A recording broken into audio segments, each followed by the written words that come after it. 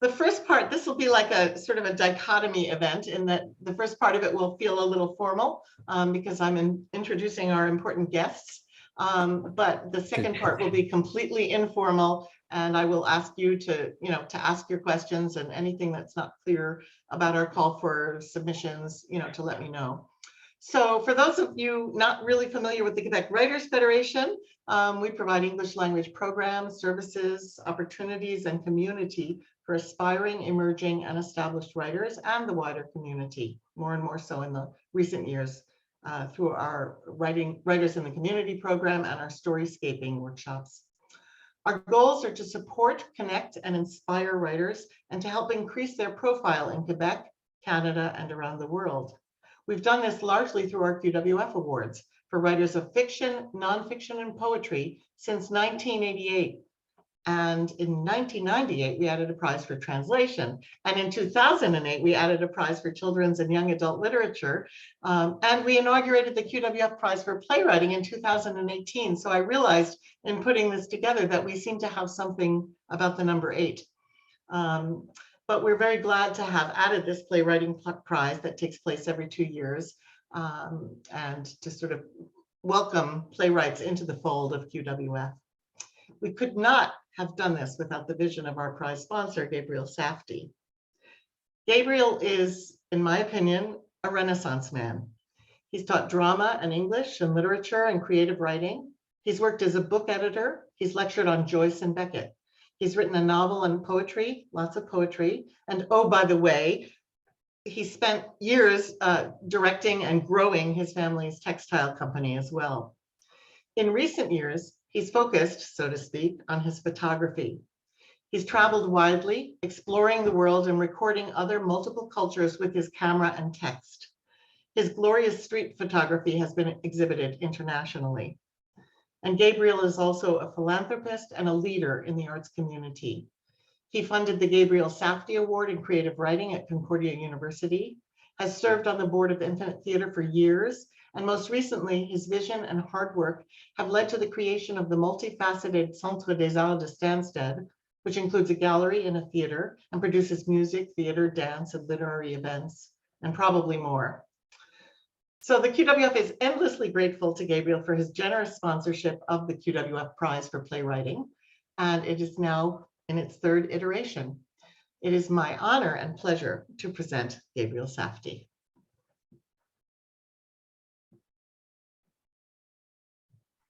You're muted, Gabriel. It skipped. I'm sorry. It was on. Okay. Okay, good. Very well. So can you hear me now? Yes. Okay. Well, I'm happy to be here, and I think that it's nice that you're doing this, Laurie, because I think it's an award that we're talking about. The Drama Award is an award that I think should be promoted further because it's a recent one. It may be, it is the most recent one, if not, maybe not the last one, but and a very recent one. And it was, 218. That's the 20th anniversary, wasn't it, of QWF? 20th anniversary. I guess so, that's right. It was indeed. I remember. Yeah. Yeah. And so I remember, drama as a literary art. It's because it's a performing art. I think sometimes there's a question, or there's perhaps a blurring of the lines about this. But as a genre, it goes back to as a defined literary art to the Greeks, and further to the Romans. Further clarified the importance of the literary aspect of drama. And well, we don't need to go that. We all know about Shakespeare, and I think every line is loaded with both drama and literature. But also, I think that I think it's very, very important to really retain the essence of the literary aspect of it. I do know that there, if you go and see Transamérique, you'll find pieces that are extremely experimental and sort of multi disciplinary and so on. But there's always at the heart of it, there's always a literary side, and even opera is considered to be a literary art from the definitions you see. It was written about very extensively by Schlegel in the 18th century, worth looking at if you're interested in the subject of what drama really is in the literary sense. However, I want to talk about the reason I chose to do this. First of all, when I realized that there was no award at QWF for drama, and I knew about it, but it sort of really hit me at one point. I was talking about it with a friend, and I recalled also Blue Metropolis in its earlier years, and it was Stephen Orloff and I who went up to Linda Leith and I appealed to her to consider the fact that she should, in the earlier days, introduce drama also and so on. So as I say, sometimes it gets a little bit confused about it being a performing art. However, I do believe in theater in a very profound way. I believe in the importance of theater in any community and any culture, and I've been very much I'm a supporter of play development for many years now, and I think that it has a very important place in our cultural landscape, and I think that theater should be forever promoted. And it is a ritual element. Element that goes back to the very early times of our civilization, of what theater really is, and the ritualization in various forms. So now I'm very happy that Laurie was ready to go ahead with it, because I think she wanted to do it, and I was happy to be able to contribute to the award. And so I wonder if there are any questions about any of this from anyone, because I'm very curious to know what anyone has to say about this. Great. Thank you, Gabriel. Before we go to questions, though, I'm going to introduce Zach Fraser, who's the artistic director of Infinite Theatre. Zach is an award-winning director, actor, puppeteer, puppet designer, and teacher. In 1999, he co-founded Bunnies in the Headlights Theatre in Halifax as a platform to devise original works. The company, now known as 2B Theatre, has gone on to international success. In 2003, he co-founded Compagnie Zach Clama, a collective creation company, which continues to produce works in France and Luxembourg. In 2007, he co-founded Rustwork Refinery with Attila Kleeman. The company created original works inspired by historic events and real people, and has toured successfully throughout Canada and the USA. Zach loves the challenge of adapting world-class writing for the stage. Some of his favorite stage adaptation projects include Blind Miss by Jose Saramago and 15 Dogs by Andre Alexis, which he conceived and directed for John Abbott College. For Talisman Theatre, Zach designed and built a full cast of puppets for his production of Virgil's Aeneid, reimagined by Olivier Kemade. I'm sorry, Zach, I forgot to check pronunciation. Oh, you're doing great. The play won Outstanding Independent Production at the Metas in 2014. Zach has been the artistic director at Infinite Theatre since 2020, and therefore during a very challenging period. And we're all looking forward to seeing him carry the mantle of the company's emphasis on artistic excellence and social engagement as the impact of the pandemic wanes. Zach, please, would you like to say a few words about Infinite Theatre's participation in the QWF Prize for Playwriting? Absolutely. Thank you very much, Laurie. Yeah, I think since arriving at Infinite Theatre, it's been really important I'm really excited by connections with different parts of the community, the artistic community and the community at large. And I think that Infinite Theatre has a long history of being really passionate about play development, script development, and developing the voices of writers, primarily from Quebec. A few years ago, we opened up the mandate so that we focus on writers from Quebec as well as Indigenous writers from across the country. Sometimes we break our rules and we expand beyond that when it feels right as well. But in terms of really nurturing artists, supporting the pieces throughout development, getting them to the stage, we have our we've got 2 playwriting competitions now each year, one for youth, The Right Stuff, as well as Right on Cue, which has been around for a long time, which some of the winners from that go on to have readings at the Pipeline Reading Series, which we'll speak about further. And in the various different ways, I find that writers that I speak with in recent years, there's more and more curiosity or more and more hunger to interact with the other members of the creative team in new and different ways, always just trying to always find new ways to tell stories on the stage. And what is the stage? What is theater? And I think that as Gabriel has mentioned as well, the aspect, the craft of writing, playwriting is the craft of writing, of playwriting. And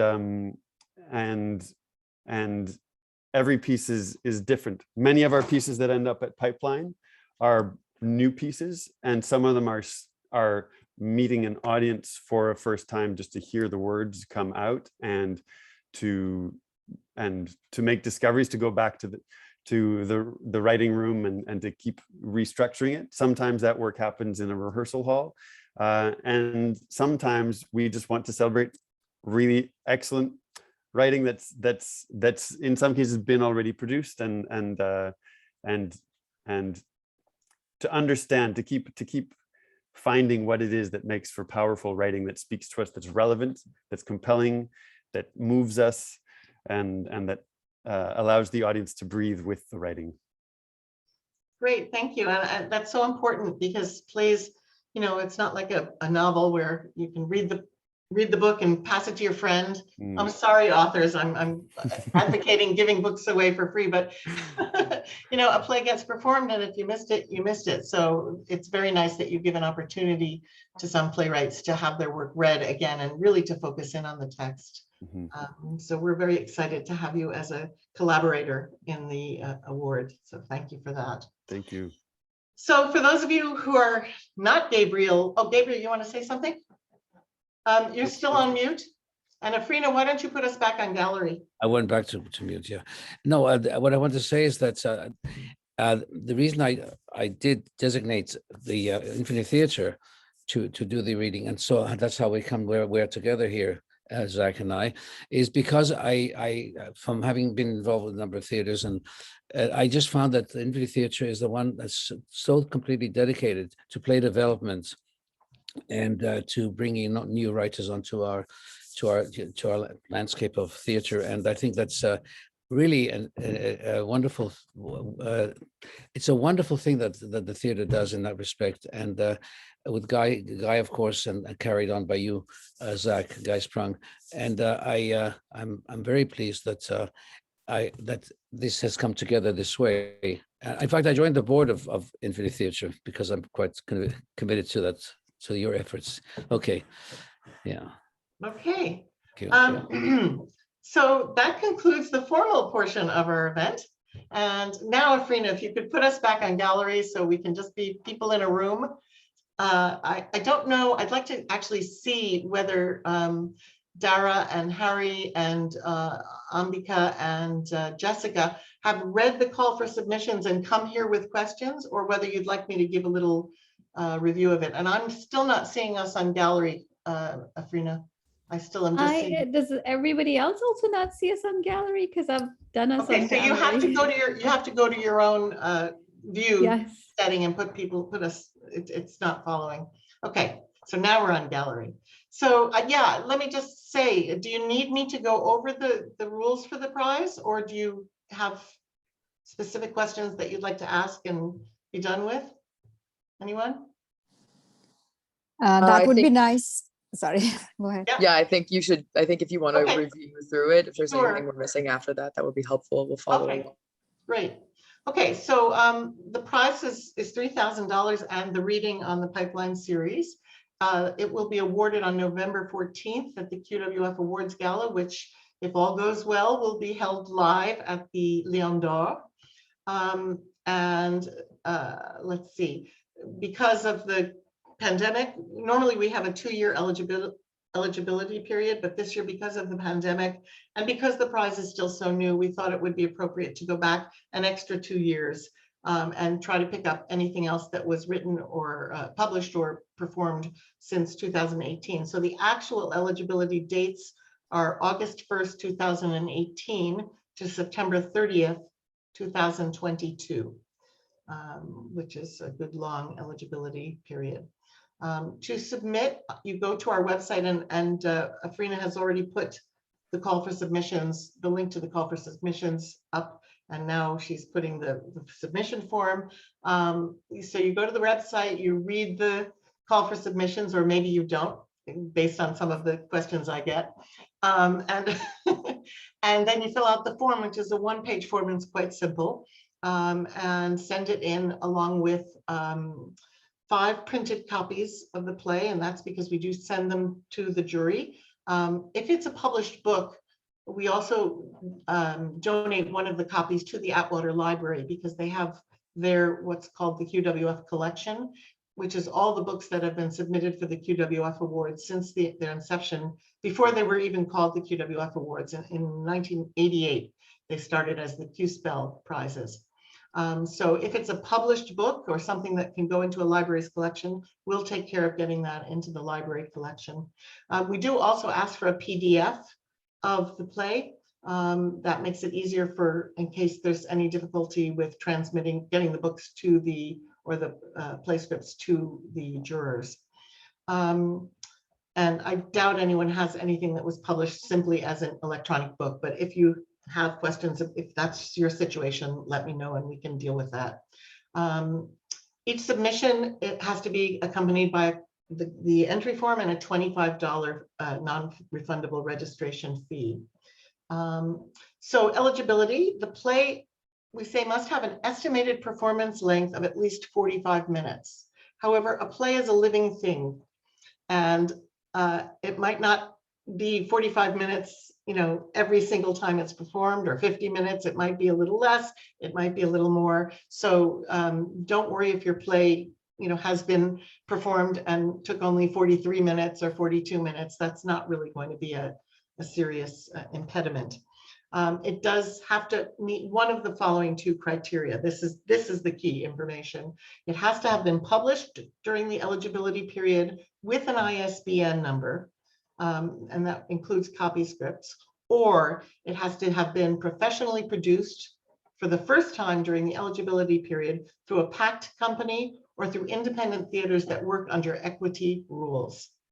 In the latter case, the submitted script has to be the final production script.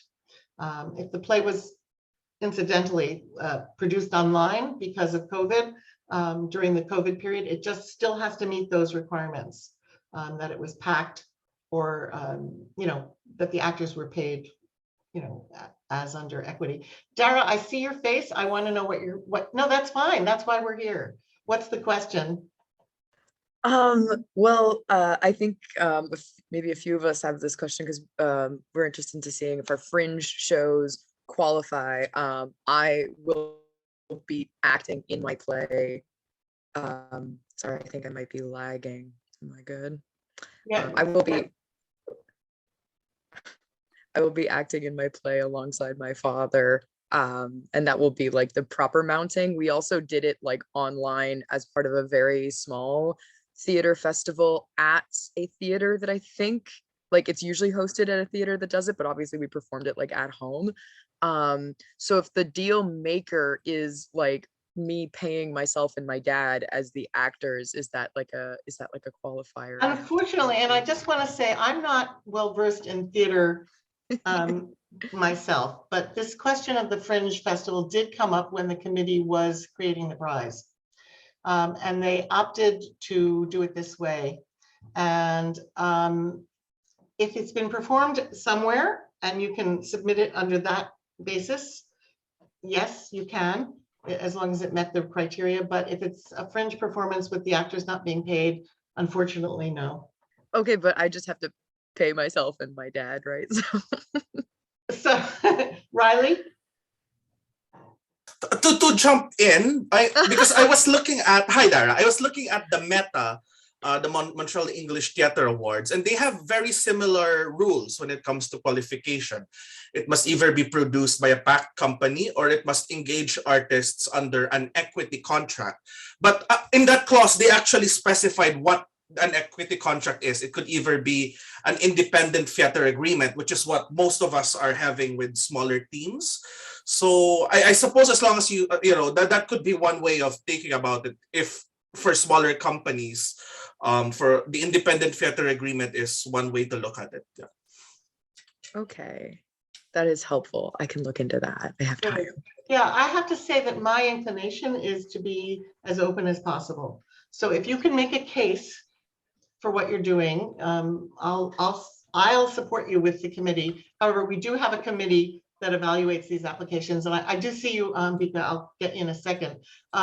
With the book awards for all these years, we've been extremely stringent about the criteria because we can't bend them for somebody and not for someone else, or we can't accept a late deadline for someone because someone else might have been late, but they decided not to submit because they knew it was past the deadline. So we do tend to be quite strict, but if you can build a case, I think I hope our committee will be willing to accept that. So I've got Ambika first and then Zach. You're on mute, Ambika. Okay. Hi everyone again, and thank you for doing this, QWF, Laurie. My question was, you said that the play, the script or the play, whatever has been written, should have been packed and should have been professionally packed. And I'm just assuming, does workshopping a play in a reading by a theater company amount to that? Does it fit the bill? I'm embarrassed not to be super knowledgeable. I would think not, but Zach, what do you think? Does that seem to fit the criteria? So, yeah, and I'm also gonna plead the fifth or whatever and say I am not on the selection committee, but I can, from my perspective, within equity, I'm sensing that what the guidelines are supposed to encourage is that it is considered of a professional nature. So you can have, for example, with the Fringe Festival, you can be equity members who participate in, and now writers are not equity members, so it's a bit confusing, but it's deemed in terms of if the production was considered professional. So you can have professional, if you determine that equity is professional, then there's a fringe agreement, or a festival agreement that is one of the options for equity members to participate in fringe productions. I think I'm sensing that probably what you'd have to demonstrate to the team at QWF is that the production was of a professional nature. So again, whether it be about the pay or the contracts that it's on, a workshop reading, for me, is very different from a production. It's a great step. It's an important step. But in many cases, you could have a professional reading, even with professional actors. It's still different from a professional production. There's a lot of gray areas in this, but I think what the argument to make here is that the play has been given a professional caliber support to live its full self on stage, and I think that while a reading is a step in that journey, it still hasn't arrived at its full realization yet. And so if publication is one version of a full realization, a full staged production is another version of a full realization. Yeah, I think that says it very well, better than I could have done. Just to give you a little background, however, our book prizes are, the books have to be published, they have to have an ISBN number, but we do accept self-published books. So what I'm hearing here today is that we might want to revisit this question for next year, or 2 years from now. And that's something obviously I would talk to you about, Gabriel, and you about, Zach, too, because we're not getting the volume of submissions that I think the committee was afraid they would get if they opened it up more widely. So it might be possible to tweak the criteria in some way. And again, I'm not an expert, but I would rely on you and anyone else in the field to see if there's a way to broaden the criteria at all, but obviously not for this year, as it's already been announced. Zach? Yeah, and not to, in the spirit of this being a community trying to find multiple avenues for playwrights to send their works out into the world, perhaps a distinction here, and I think it's valuable to be seeking that the works are essentially finished to some degree, because I think so many answers are determined in production that they do shift and they find themselves in a whole other way. So I understand that it's certainly justified in terms of making that a requirement. In a different way, Infinite Theater, we have our right on cue, and I know this is not the day to talk about it, but if you're feeling like, oh, my piece is not at this stage yet, it's not ready for this kind of thing, Infinite Theater has the right on cue play competition, which is with September 6th deadline, and that is sort of another avenue that you should also look into, both. Really. Good. Thank you. That's good. Okay, any other questions at this moment, or should I just go on? I will just go on. So the playwright must be alive and have a residence in Quebec at the time of submission. If you've been living outside of Quebec, even if you have a residence in Quebec, but you've been living out of the country or something for 5 continuous years, you're not eligible, but I don't think that applies to anyone here. There can be co-authored plays up to 2 playwrights, but not more than that. The play must be an original work written in English, so translations are not eligible. Retellings of traditional stories will be considered, but only if the text and interpretation are the original work of the present author. And a play can only be submitted to the QWF Awards once. So for example, if you have a play in 2022 that was performed in the eligibility period and you submit it, and then 2 years down the line that play is published, it can't be resubmitted. So it'll just be considered for one time. And rewritten, expanded, or otherwise altered plays may be considered eligible only if the new version is deemed a new play by the committee at QWF. The submission deadline is, you need to have submitted the form at least by June 1st, this coming June 1st. But you don't need to have submitted the play if the play hasn't been published or performed until a little later, like in the summer. But we do need that form on June 1st telling us this is a play that will be arriving over the summer once the book is out or once the performance is over. You can obviously wait till the end of the performance so that we get the final script.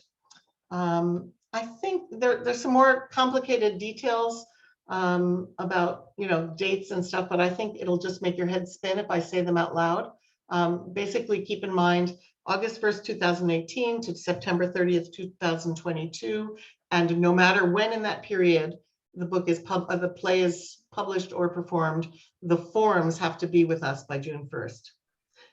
If you're submitting something that comes later, there's another deadline, August 1st, for the actual physical copy.